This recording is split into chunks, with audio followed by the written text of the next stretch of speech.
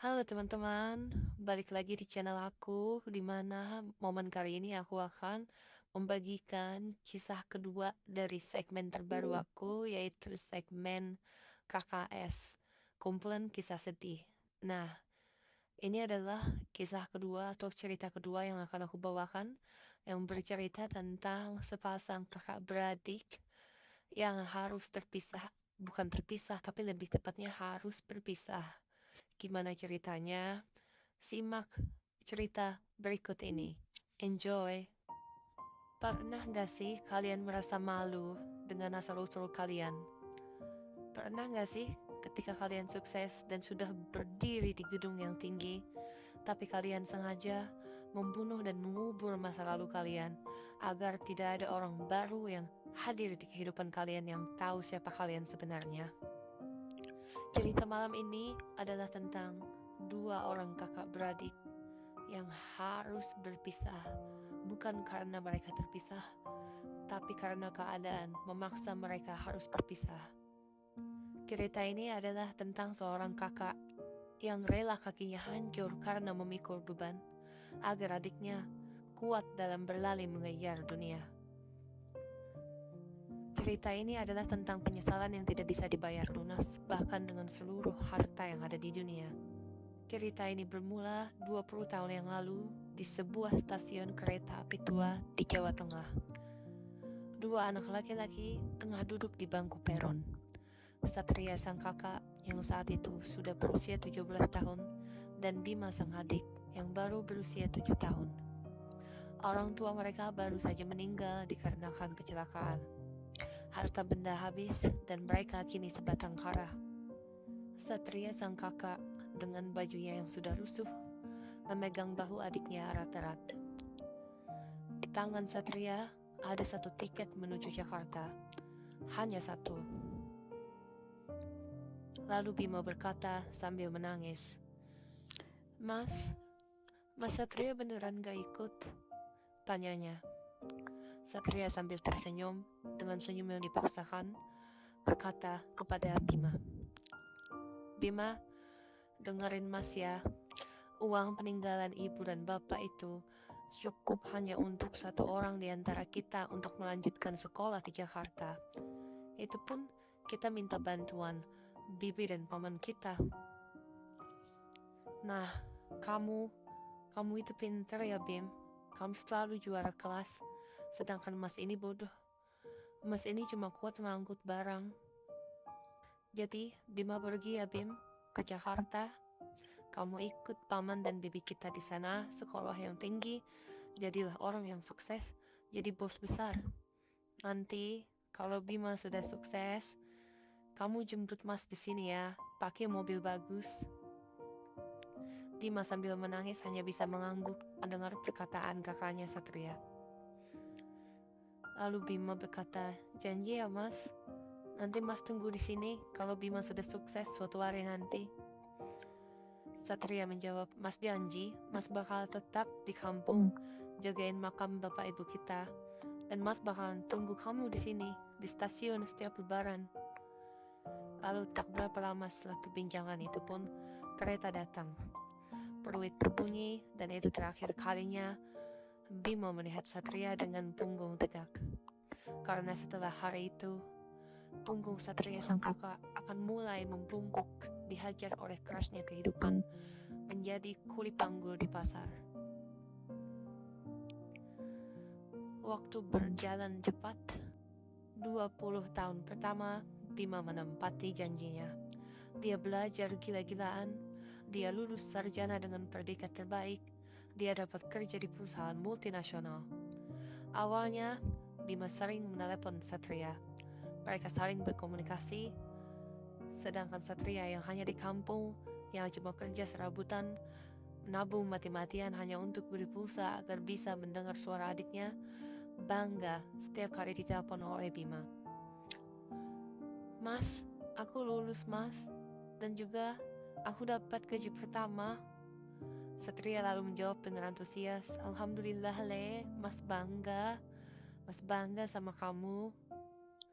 Lalu di tahun ke-22, Bima mulai berubah. Dia mulai merasa malu karena dia tahu teman-teman kantornya adalah orang kaya. Teman-teman sekantornya adalah kumpulan orang-orang kaya dengan latar belakang orang tua yang juga kaya.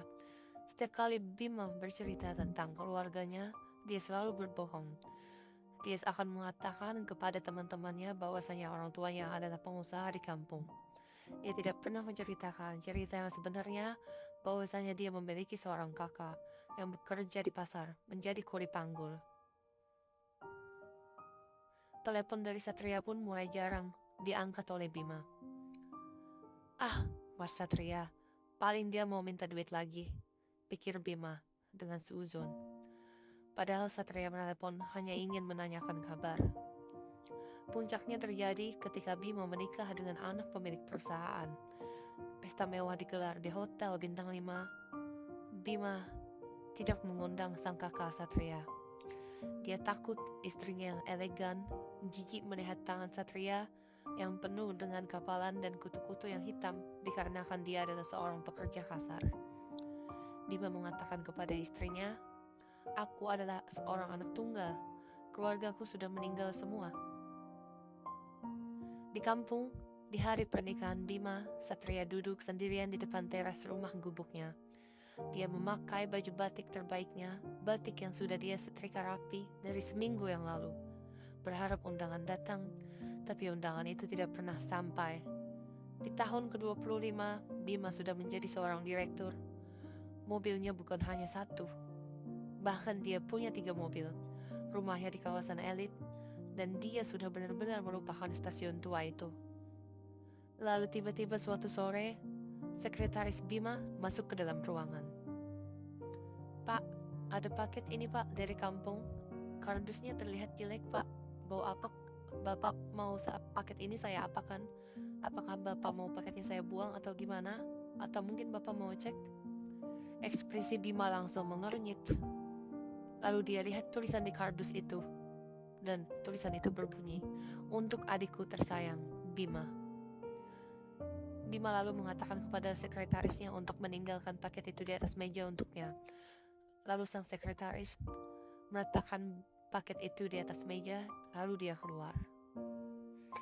Bima lalu pelan-pelan membuka kardus berisi paket itu yang ternyata isinya adalah singkong rebus dan gula merah, makanan kesukaan Bima sewaktu kecil.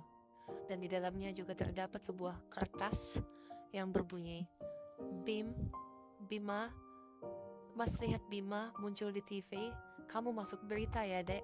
Selamat ya, kamu terlihat gagah sekali saat itu. Kamu terlihat gagah mengenakan jas dan dasi. Kakak bangga bisa melihat kamu dari televisi. Ini Mas kirim singkong hasil kebun belakang. Dimakan ya, Mas di sini sehat kok. Bima merasa terhina mendapatkan paket itu. Dia takut jikalau teman-teman kantornya melihat dia makan singkong dari kampung, dia akan merasa seperti direndahkan. Segera setelah Bima mendapatkan paket tersebut, dia tanpa pikir panjang langsung membuang kardus itu ke tempat sampah yang berada di pantry kantor. Lalu dia mengatakan kepada sekretarisnya, "Jangan pernah terima paket ini lagi ya. Lain kali jika kamu menerima paket seperti ini, langsung buang saja ke tempat sampah," katanya kepada sang sekretaris. Sementara itu di kampung, Satria menunggu telepon ucapan terima kasih dari Bima. Sehari berlalu, seminggu, sebulan, tiada apapun. Satria menatap layar HP jadulnya. Mungkin Bima sibuk, gumamnya. Atau mungkin singkongnya kurang enak. Padahal untuk beli gula merah itu, Satria harus lembur mengangkut 50 karung beras tambahan. Lalu di tahun ke-22, di saat Bima sedang melakukan meeting pertemuan penting dengan klien asing, tiba-tiba layar HP-nya bergetar terus-menerus dari nomor yang tidak dikenal. Awalnya dia reject, tapi telepon tidak dikenal itu selalu memanggil lagi dan lagi. Akhirnya dengan kesal Bima mengangkat telepon itu. "Halo, ada apa? Ini saya sedang meeting, ada rapat penting." Suara dari seberang telepon bergetar. Rupanya itu Pak RT dari kampung halamannya. "Nak Bima, ini Pak RT. Maaf mengganggu Nak Bima." "Kenapa Pak? Cepat, saya sibuk." Anu nak, Mas Satria, kenapa dengan Mas Satria? Apa dia mau minta duit lagi? Bentar, nanti saya transfer, saya lagi sibuk. Hening sejenak di telepon, lalu Pak RT menjawab dengan suara pelan. Bukan nak, ini Masmu, Mas Satria. Dia meninggal dunia tadi pagi, ditemukan warga di dalam kamarnya. Seketika itu, dunia Bima langsung berhenti berputar. Klien asing di depannya, presentasi proyek miliaran rupiah, AC dalam ruangan yang terasa dingin, semuanya terasa lenyap dan hampa. Dia lalu menjawab, apa pak?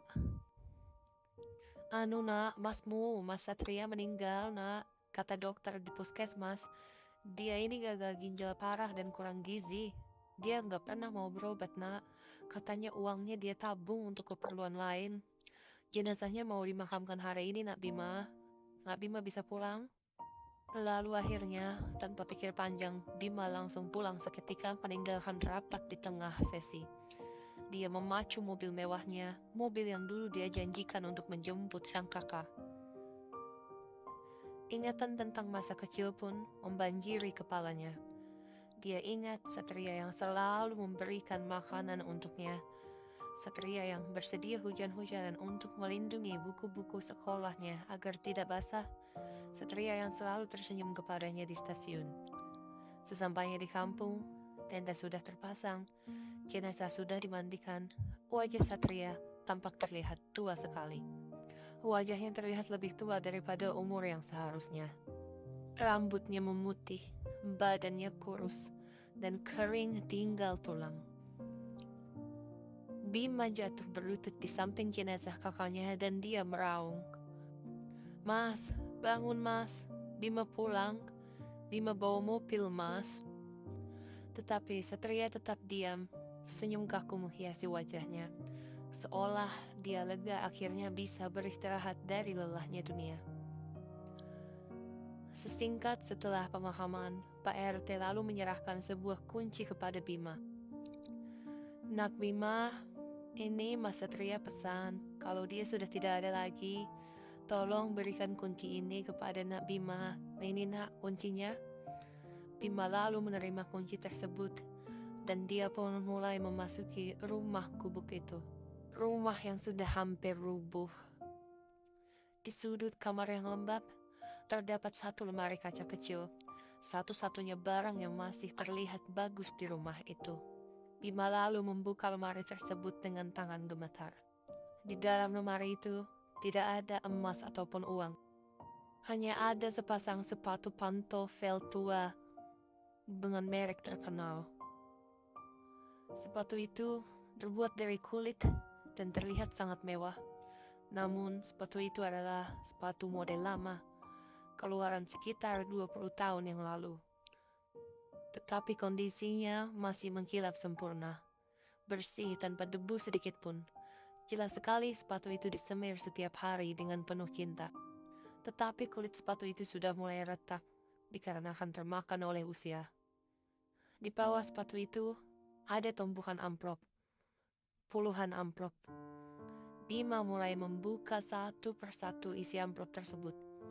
Isinya adalah uang recehan, 2.000, 5.000, 10.000, lusuh, dan bau pasar. Di amplop itu ada tulisan tangan Satria. Tabungan buat Bima beli cas. Itulah yang tertulis di amplop itu. Bima membuka amplop lain.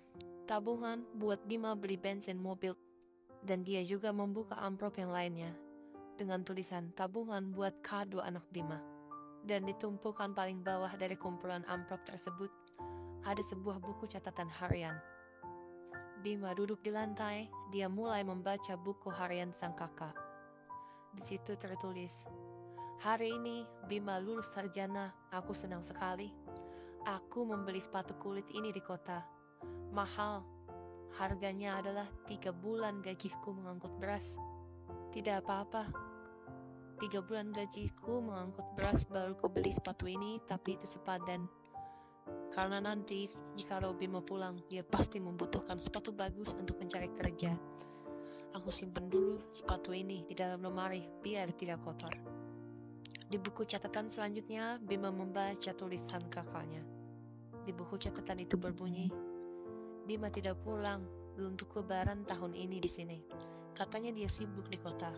Tidak apa-apa, sepatunya sudah aku semir kembali. Siapa tahu tahun depan dia akan pulang dan membutuhkan sepatu ini. Kulit sepatunya sudah mulai agak keras, tapi semoga kaki Bima masih muat. Itulah bunyi catatan yang kedua. Lalu Bima melanjutkan membaca catatan dan buku harian sang kakak selanjutnya. Di catatan selanjutnya berbunyi, badanku makin sakit. Dokter bilang ini ginjal. Harus cuci darah, tapi harganya mahal. Uangnya mending aku simpan, karena aku dengar Bima sudah menikah, dan aku tidak diundang. Tidak apa-apa, aku tidak bersedih. Mungkin surat undangannya menyasar ke tempat lain. Tidak apa-apa, yang penting Bima bahagia bersama dengan istri baru dan keluarga kecilnya. Aku akan semir lagi sepatu ini hari ini. Ini sangat mengkilap. Bima pasti gagah kalau memakai sepatu ini. Lalu Bima membaca catatan terakhir yang ditulis oleh sang kakak dengan tulisan yang sangat amburadul. Bima, Mas capek. Mas kayaknya nggak kuat menunggu kamu jemput Mas pakai mobil di sini. Mas tidur duluan ya. Mas mau tidur. Mas pengen istirahat. Gak apa-apa ya Bim. Mas tidur duluan. Maafin Mas ya Bim. Mas belum bisa menjadi kakak yang baik. Mas cuma bisa ngasih kamu sepatu ini. Dan Mas jaga sepatu ini baik-baik buat kamu. Karena Mas bangga sama kamu ya dek. Mas sayang sama kamu. Itulah catatan terakhir dari sang kakak yang dibaca oleh Bima. Malam itu, di rumah gubuk yang sepi, terdengar suara tangisan isak dari seorang laki-laki dewasa yang memilukan. Bima mencoba memakai sepatu kulit itu, tetapi sepatu itu terlalu kecil untuk ukuran kakinya. Dia tetap memaksakan kakinya masuk ke dalam sepatu itu. Namun kakinya sudah tumbuh lebih besar seiring dengan kesuksesannya. Dan kulit sepatu itu pun langsung hancur pecah berantakan di saat Bima mencoba memasukkan kakinya. Sepatu itu hancur sama seperti hati Bima. Dia sadar selama 22 tahun terakhir ini kakaknya menjaga sepatu ini dengan penuh cinta setiap hari, menyumirnya dengan penuh harapan. Sementara Bima sibuk membeli lusinan sepatu mahal buatan Italia yang dia injak-injak tanpa rasa sayang. Bima memiliki segalanya sekarang, uang, mobil, jabatan. Tetapi dia kehilangan satu-satunya orang di dunia ini yang mencintainya tanpa syarat. Orang yang rela hancur badannya demi melihat Bima bisa berdiri tegak. Dan sampai akhir hayatnya, Satria sang kakak tidak pernah tahu kalau dia dibuang. Yang dia tahu, dia sedang menunggu adiknya pulang.